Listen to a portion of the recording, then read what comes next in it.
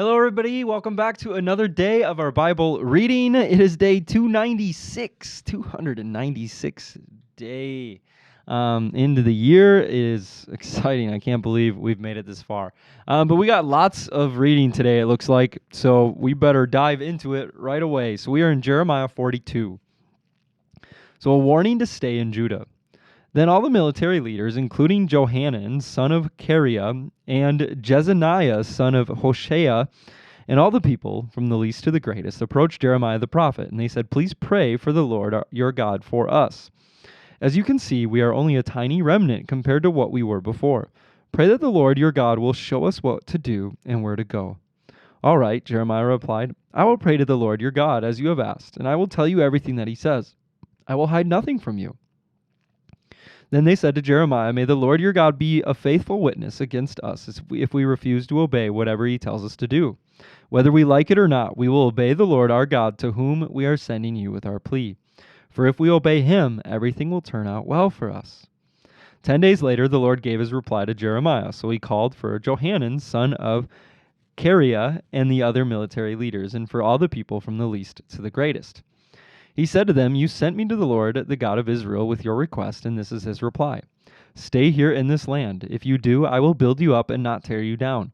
I will plant you and not uproot you, for I am sorry about all the punishment I have had to bring upon you. Do not fear the king of Babylon any more, says the Lord, for I am with you and will save you and rescue you from his power. I will be merciful to you by making him kind, so he will let you stay here in your land. But if you refuse to obey the Lord your God, and if you say, 'We will not stay here, instead we will go to Egypt, where we will be free from war, the call to arms, and hunger,' then hear the Lord's message to the remnant of Judah. This is what the Lord of heaven's armies, the God of Israel, says. If you are determined to go to Egypt and live there, the very war and famine you fear will catch up to you, and you will die there. That is the fate awaiting for every one of you who insists on going to live in Egypt. Yes, you will die from war, famine, and disease. None of you will escape the disaster I will bring upon you there. This is what the Lord of heaven's armies, the God of Israel, says. Just as my anger and fury have been poured out on the people of Jerusalem, so they will be poured out on you when you enter Egypt.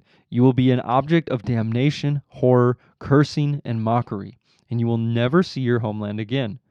Listen, you remnant of Judah, the Lord has told you, do not go to Egypt. Don't forget this warning I have given you today. For you were not being honest when you sent me to pray to the Lord your God for you. You said, 'Just tell us what the Lord our God says, and we will do it.' And today I have told you exactly what he says, but you will not obey the Lord your God any better now than you have in the past. So you can be sure that you will die from war, famine, and disease in Egypt, where you insist on going." Chapter 43. Jeremiah taken to Egypt. When Jeremiah had finished giving this message from the Lord their God to all the people, Azariah, son of Hoshea, and Johanan, son of Kareah, and all the other proud men said to Jeremiah, "You lie! The Lord our God hasn't forbidden us to go to Egypt. Baruch, son of Neriah, has convinced you to say this, because he wants us to stay here and be killed by the Babylonians or carried off into exile." So Johanan and the other military leaders and all of the people refused to obey the Lord's commands to stay in Judah. Johanan and the other leaders took with them all the people who had returned from the nearby countries to which they had fled. In the crowds were men, women, and children, and the king's daughters, and all those whom Nebuzaradan, the captain of the guard, had left with Gedaliah. The prophet Jeremiah and Baruch were also included. And the people refused to obey the voice of the Lord, and they went to Egypt, going as far as the city of Tahpanhes. Then at Tahpanhes the Lord gave another message to Jeremiah, and he said, "While the people of Judah are watching, take some large rocks and bury them under the pavement stones at the entrance of Pharaoh's palace here in Tahpanhes. Then say to the people of Judah, 'This is what the Lord of heaven's armies, the God of Israel, says. I will certainly bring my servant Nebuchadnezzar, king of Babylon, here to Egypt, and I will set his throne over these stones that I have hidden. He will spread his royal canopy over them, and when he comes, he will destroy the land of Egypt. He will bring death to those destined for death, captivity for those destined for captivity, and war to those destined for war. He will set fire to the temples of Egypt's gods, and he will burn the temples and carry the idols away as plunder. He will pick clean the land of Egypt as a shepherd picks fleas from his cloak, and he himself will leave unharmed. He will break down the sacred pillars standing in the temple of the sun in Egypt, and he will burn down the temple of Egypt's gods. Chapter 44, Judgment for Idolatry. This is the message Jeremiah received concerning the Judeans living in northern Egypt in the cities of Migdol, Tahpanhes, and Memphis, and in southern Egypt as well. This is what the Lord of heaven's armies, the God of Israel, says. You saw the calamity I brought on Jerusalem and all the towns of Judah. They now lie deserted and in ruins. They provoked my anger with all their wickedness, and they burned incense and worshipped other gods, gods that neither they nor you nor any of your ancestors had ever known. Again and again I sent my servants, the prophets, to plead with them. Don't do these horrible things that I hate so much. But my people would not listen or turn back from their wicked ways, and they kept burning incense to these gods. And so my fury boiled over and fell like fire on the towns of Judah and into the streets of Jerusalem, and they are still a desolate ruin today. And now the Lord, the God of heaven's armies, the God of Israel, asks you, why are you destroying yourselves? For not one of you will survive, not a man, woman, or child among you who has come here from Judah, not even the babies in your arms. Why provoke my anger by burning incense to the idols you have made here in Egypt? You will only destroy yourself and make yourself an object of cursing and mockery for all the nations of the earth. Have you forgotten the sins of your ancestors, the sins of the kings and the queens of Judah, and the sins you and your wives committed in Judah and Jerusalem? To this very hour you have shown no remorse or reverence. No one has chosen to follow my word and the decrees that I gave you and your ancestors before you. Therefore, this is what the Lord of heaven's armies, the God of Israel, says. I am determined to destroy every one of you. I will take this remnant of Judah, those who were determined to come here and live in Egypt, and I will consume them. They will fall here in Egypt, killed by war and famine, and all will die, from the least to the greatest. They will be an object of damnation, horror, cursing, and mockery. I will punish them in Egypt just as I punished them in Jerusalem by war, famine, and disease. Of that remnant who fled to Egypt, hoping someday to return to Judah, there will be no survivors. Even though they long to return home, only a handful will do so. Then all the women present and all the men who knew their wives had burned incense to idols, a great crowd of Judeans living in northern Egypt and southern Egypt, answered Jeremiah, We will not listen to your messages from the Lord. We will do whatever we want. We will burn incense and pour out liquid offerings to the Queen of Heaven, just as much as we like, just as we and our ancestors and our kings and officials have always done in the towns of Judah and in the streets of Jerusalem. For in those days we had plenty to eat, and we were well off and had no troubles. But ever since we quit burning incense to the Queen of Heaven and stopped worshiping her with liquid offerings, we have been in great trouble and have been dying from war and famine. Besides, the woman added, do you suppose that we were burning incense and pouring out liquid offerings to the Queen of Heaven and making cakes marked with her image without our husbands knowing it and helping us? Of course not. Then Jeremiah said to all of them, men and women alike, who had given him that answer, do you think the Lord did not know that you and your ancestors, your kings and officials, and all the people were burning incense to idols in the towns of Judah and the streets of Jerusalem? It was because the Lord could no longer bear all the disgusting things you were doing that he made your land an object of cursing, a desolate ruin without inhabitants as it is today. All these terrible things happened to you because you burned incense to idols and sinned against the Lord. You have refused to obey him and have not followed his instructions, his decrees, and his laws. All right, we're going to pause there. That's where we'll pause today, right in the midst, and we won't find out the end of the story until tomorrow. But it's kind of an exciting, time here in Jeremiah. It's you just see this back and forth, and you see this struggle mentally, and I'll just say this quick. There's a warning here in this passage. They came to Jeremiah and they said, tell us what the Lord says. Now the issue is not in their desire for the Lord to speak. The issue is that they desired the Lord to affirm the decision that they had already made. They wanted the Lord's blessing on their decision that sounded best to them at that moment.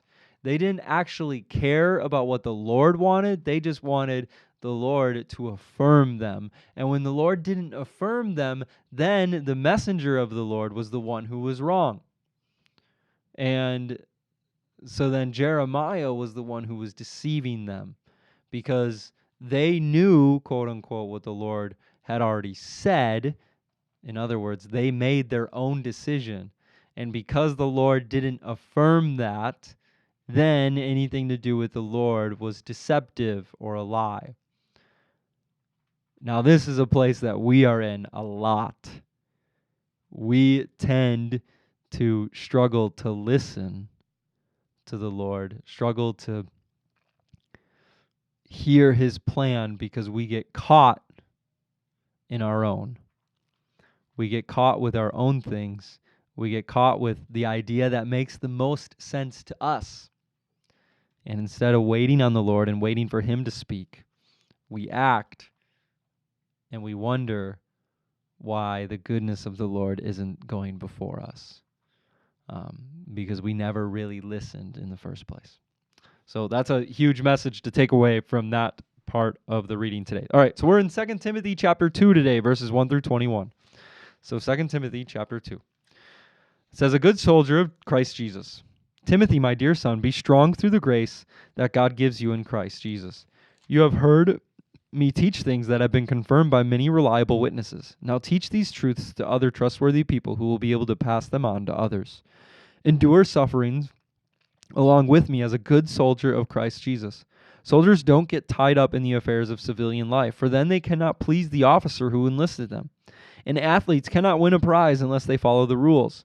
And hardworking farmers should be the first to enjoy the fruit of their labor. Think about what I am saying. The Lord will help you understand all of these things. Always remember that Jesus Christ, a descendant of King David, was raised from the dead. This is the good news I preach. And because I preach this good news, I am suffering and have been chained like a criminal. But the word of God cannot be chained. So I am willing to endure anything if it will bring salvation and eternal glory in Christ Jesus to those God has chosen. This is a trustworthy saying. If we die with him, we will also live with him. If we endure hardship, we will reign with him. If we deny him, he will deny us. If we are unfaithful, he remains faithful, for he cannot deny who he is. Remind everyone about these things and command them in God's presence to stop fighting over words. Such arguments are useless, and they can ruin those who hear them. An approved worker. Work hard so you can present yourself to God and receive his approval. Be a good worker and one who does not need to be ashamed and who correctly explains the word of truth. Avoid worthless, foolish talk that only leads to more godless behavior. This kind of talk spreads like a cancer, as in the case of Hymenaeus and Philetus. They have left the path of truth, claiming that the resurrection of the dead has already occurred. In this way, they have turned some people away from their faith. But God's truth stands firm like a foundation stone with its inscription, "The Lord knows those who are his," and all who belong to the Lord must turn away from evil. In a wealthy home, some utensils are made of gold and silver, and some are made of wood and clay. The expensive utensils are used for the special occasions, and the cheap ones are for everyday use. If you keep yourself pure, you will be a special utensil for honorable use, and your life will be clean, and you will be ready for the master to use you for every good work. All right, and then we venture off into Psalms 92. But I'm just looking at this because our notes here for Psalms 92, which I think it's a typo in our notes. It says, read Psalm 92 verses 1 through 93. So I thought there was going to be a lot of reading today. But there's only 15 verses in there, so they must have brought in the next. So we are going to read Psalms 92 verses 1 through 15 today. So it says, a psalm, a song to be sung on the Sabbath day. It is good to give thanks to the Lord, to sing praises to the Most High. It is good to proclaim your unfailing love in the morning, your faithfulness in the evening, accompanied by a 10-stringed instrument, a harp, and the melody of a lyre. You thrill me, Lord, with all that you have done for me. I sing for joy because of what you have done. O Lord, what great works you do, and how deep are your thoughts. Only a simpleton would know, and only a fool would not understand this. Though the wicked sprout like weeds and evildoers flourish, they will be destroyed forever. But you, O Lord, will be exalted forever. Your enemies, Lord, will surely perish, and all evildoers will be scattered. But you have made me as strong as a wild ox. You have anointed me with the finest oil. My eyes have seen the downfall of my enemies, and my ears have heard the defeat of my wicked opponents. But the godly will flourish like palm trees and grow strong like cedars of Lebanon. For they are transplanted to the Lord's own house, and they flourish in the courts of our God. Even in the old age, they will still produce fruit. They will remain vital and green, and they will declare, the Lord is just. He is my rock, and there is no evil in him. All right, and then we have Proverbs 26, verses 3 through 5 today. So it says, guide a horse with a whip and a donkey with a bridle, and a fool with a rod to his back. Don't answer the foolish arguments of fools, or you will become as foolish as they are. Be sure to answer the foolish arguments of fools, or they will become wise. Be sure to answer the foolish arguments of fools, or they will become wise in their own estimation. All right. Then we have our quote of the day from Oswald Chambers for October 23rd. It says, nothing of the old life. God pays no respect to anything we bring to him. There is only one thing that God wants of us, and that is our unconditional surrender. 2 Corinthians 5:17 says, if anyone is in Christ, he is a new creation. Old things have passed away. Behold, all things have become new. Amen. Amen. All right. Thank you, everybody, for joining us for another Bible reading. We are almost to day 300. We're chipping away. We're making progress. So thank you for joining us, and we'll see you again tomorrow. Bye, guys.